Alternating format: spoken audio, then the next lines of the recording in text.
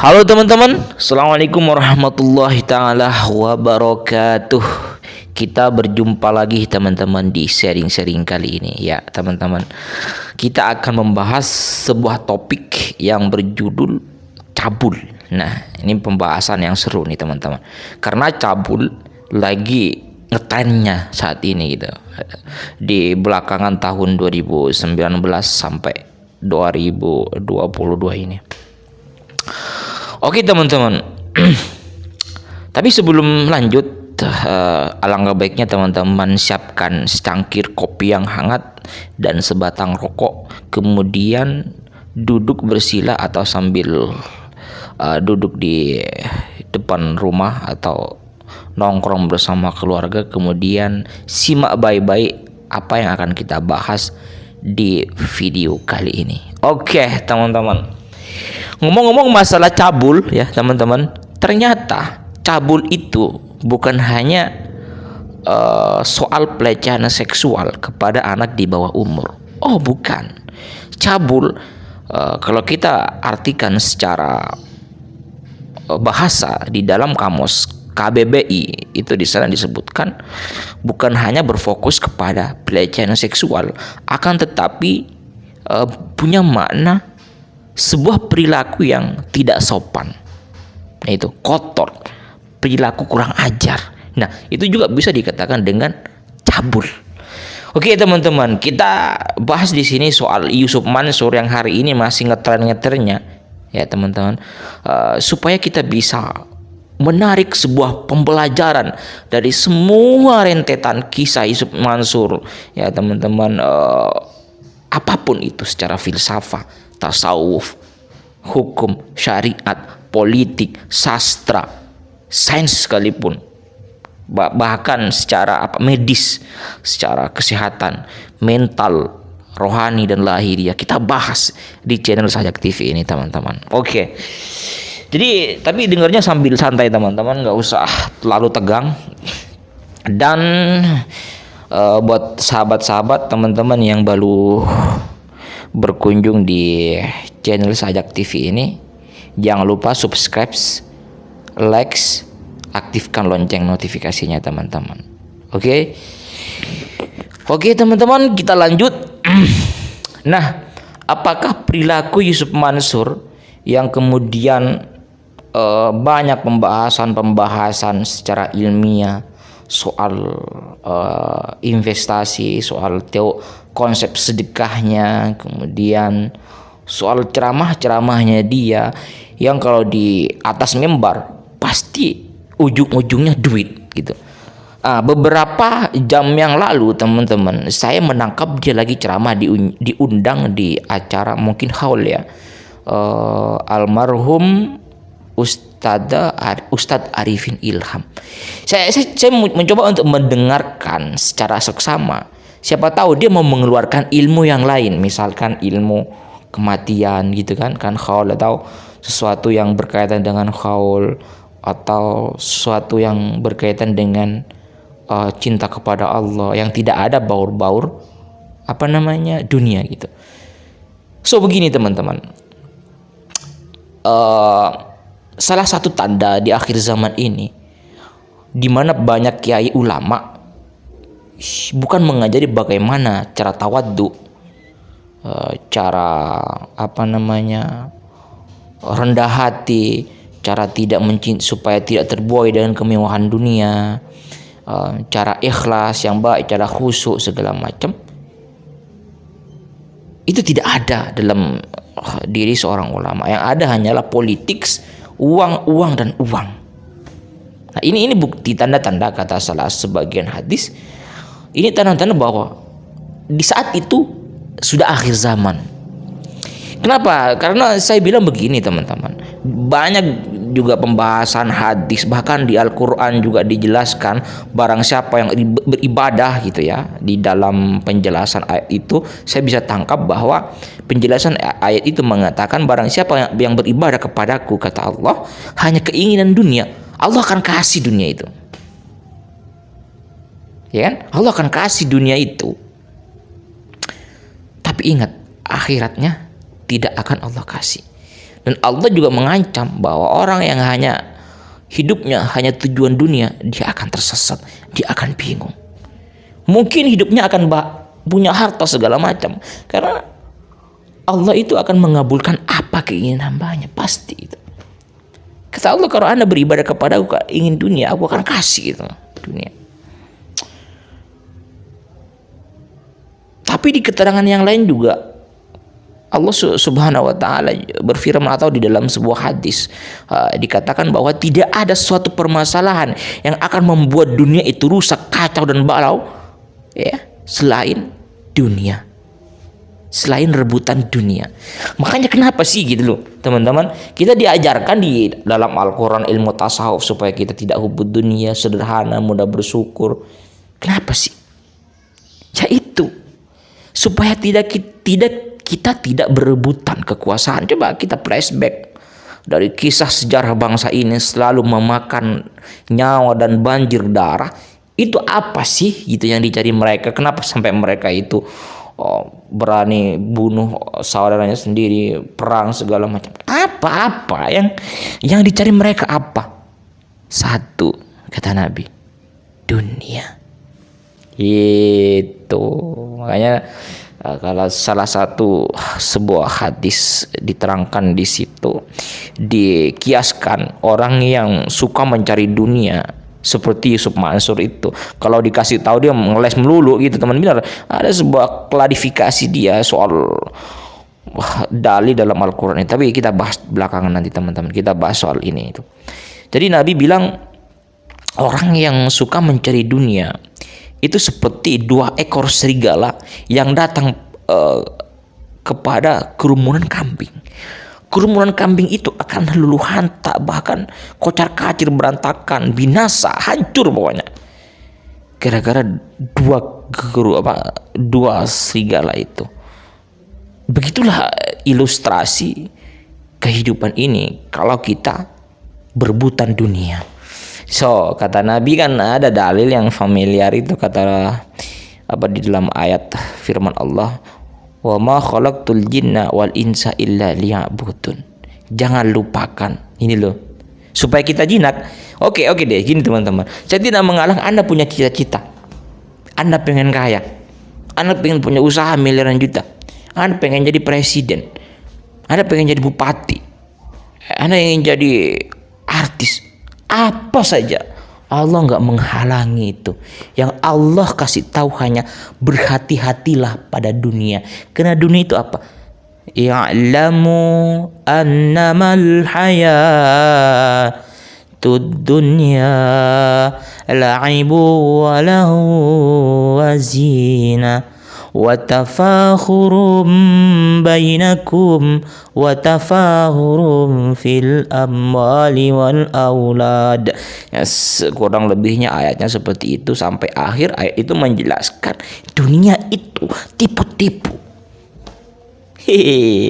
Coba Anda pikir, siapa yang nggak tipu-tipu? Jadi presidennya, DPR-nya, menterinya, partainya, kiainya. Sekarang udah banyak yang cabul, kiai cabul, habaib. Kemarin di Madura, mana itu kalau nggak salah Sampang itu, habis siapa itu? Lupa ya pokoknya lah. Ada kasus pencabulan anak di bawah umur. Kemarin kita lihat ada ustadz guru 13 santrinya dihamili. Insya Allah cabul. Oke, kita kalau bahas cabul ini panjang teman-teman. Nantinya durasi video audio ini itu bisa nyampe 1-2 jam, itu panjang teman. Nah, itulah kemudian ilustrasi kalau menurut saya Yusuf Mansur ini pencabulan itu. Tapi pencabulan di sini bukan di mana Yusuf Mansur pelecehan seksual pada anak di bawah umur, tidak, tapi pelecehan pada konsep Al-Quran dan hadis dan ilmu tasawuf yang terkandung di dalam Al-Quran itu. Tasawuf itu apa? Penjernihan, ketenangan, kesejukan dan kedamaian, teman-teman. Coba hari ini kalau Anda bermimpi jadi presiden, coba tanyakan pada dirimu sendiri, kenapa Anda harus jadi presiden gitu loh. Apakah dengan Anda hari ini, coba Anda bayangkan hari ini pada banyak politikus-politikus yang saya bilang tangkap itu orang gila. Kenapa? Karena dia ini coba Sandiaga Uno gitu loh. Dia udah jadi entrepreneur sukses. Omsetnya mungkin udah miliaran juta per bulan. Coba sekarang kita pikir, kenapa dia masih berebut kekuasaan untuk jadi presiden? Mungkin dia ingin bermanfaat, atau mungkin dia nggak pernah puas dengan dunia yang dia miliki. Kenapa? Dan itulah konsep orang-orang hubud dunia, bahkan rela menipu, ya enggak, membodohi umat, menjual agama, bawa ayat Al-Quran ke politik untuk mengelabui umat Muhammad supaya dicoblos, pada akhirnya nanti bagi-bagi kekuasaan. Coba hari ini teman-teman jangan berpikir bahwa pemerintah hari ini bersih sebersih atau sebening embun di pagi hari. Nggak mungkin teman-teman, nggak mungkin. Kalau kita punya aparat, kita punya pemerintah bersih, udah dari dulu kita ini kaya teman-teman, nggak ada orang miskin. Coba Anda lihat di sini aja, pendidikannya kacau. Saya nggak tahu bansos itu kenapa hari ini banyak bantuan, serius terang. Saya kaget, bansos banyak banget bantuan. Saya prediksikan bahwa itu pasti udah pada cuci tangan itu, dari sana ke sini nyampenya berapa gitu. Insya Allah uang itu, uang negara dibuang sama. Gua gimana ya gua argumennya, gitulah pokoknya teman-teman. Nah, itulah kita bahas soal pencabulan atau yang berindikasi kepada konsep hubbud dunia di dalam Al-Quran. Allah wanti-wanti itu, ya enggak, kesesatan kalau kita hanya sebatas dunia. Oleh kela, coba Nabi Muhammad itu kaya enggak dia itu? Nabi Muhammad itu berbisnis untuk dakwah, bukan berdakwah untuk bisnis. Yusuf Mansur berdakwah untuk bisnis itu. Nabi Muhammad berbisnis untuk dakwah, yang keliru. Tentunya bukan hanya Yusuf Mansur, banyak sekarang habaib yang kiai menjual nama habaib, menjual kiai, nama kiai untuk kekayaan, supaya dia mulia, supaya dia punya harta. Nabi Muhammad jauh beda kelas. Nabi Muhammad berbisnis untuk Islam. Dia kaya memang. Nabi Muhammad itu kaya teman-teman. Dia punya, kalau dia di zaman modern dia perusahaannya banyak gitu. Tapi bukan untuk dia sendiri, untuk umat, untuk Islam. Sehingga apa? Sehingga tidak ada yang namanya ketimpangan sosial. Semuanya umatnya sejahtera. Hari ini kita bisa lacak, kiai makin kaya, umatnya makin miskin, kan begitu logikanya teman-teman. Nah, di situ kenapa ajarannya Nabi Muhammad SAW mengajarkan kita supaya tidak hubud dunia. Bukan berarti Allah melarang kita atau Nabi Muhammad melarang kita untuk kaya. Islam kaya, oh good teman-teman, good. Anda hari ini banyak ustadz yang berpikir, jangan berbicara soal jangan hubud dunia segala macam. Islam harus kaya. Yuk gua tanya sekarang, Islam kaya dengan sekarang tanya.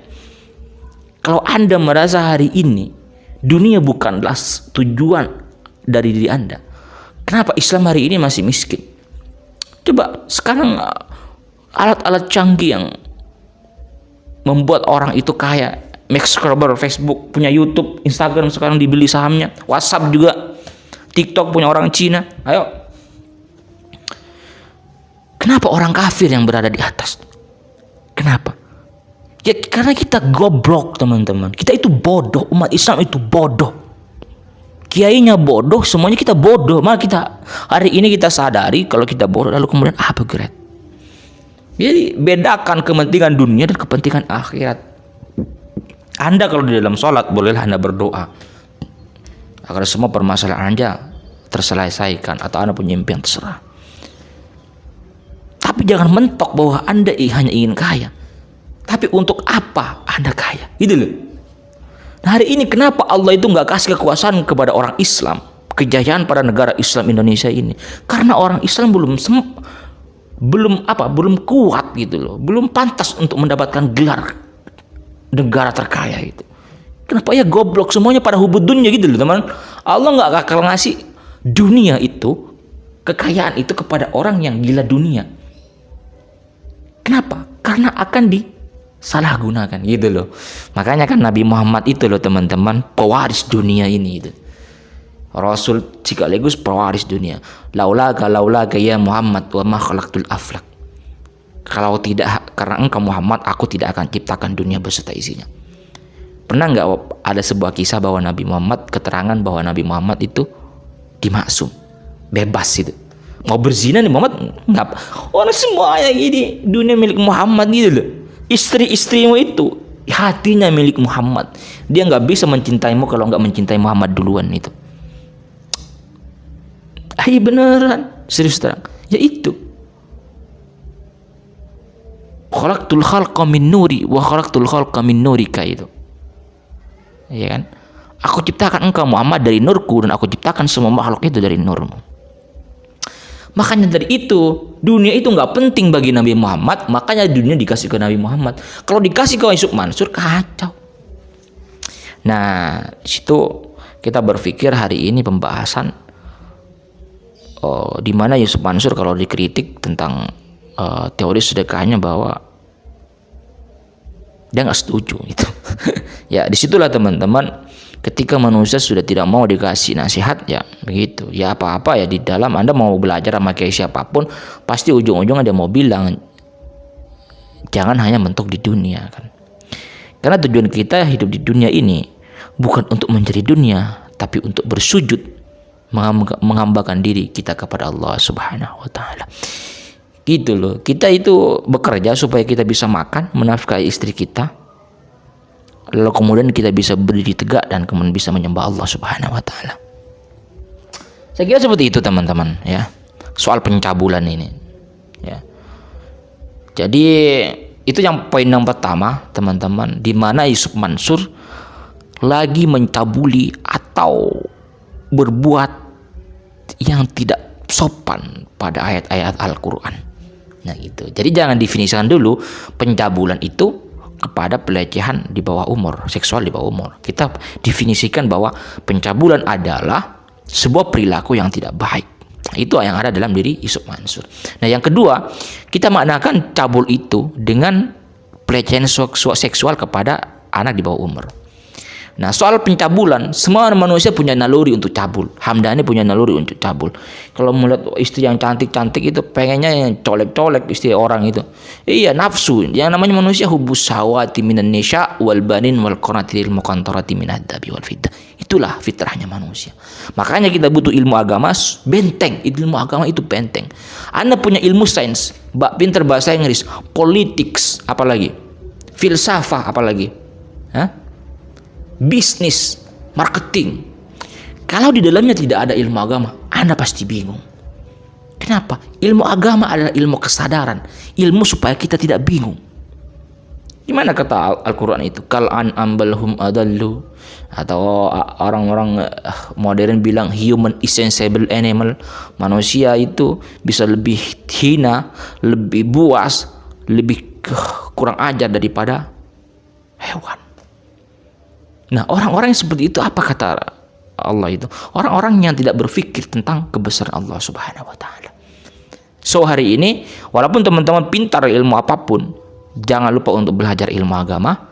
Jangan lupa subscribe channel Sajak TV, aktifkan lonceng notifikasinya supaya kita bisa sama-sama menambah ilmu dan sharing supaya kita bisa bertumbuh dan upgrade. Apalagi kita menyongsong bulan Ramadan, insyaallah kita akan memberikan materi-materi yang luar biasa yang akan membuat asupan gizi ke isi otak kita. Otak kita itu butuh gizi teman-teman supaya bisa bertumbuh.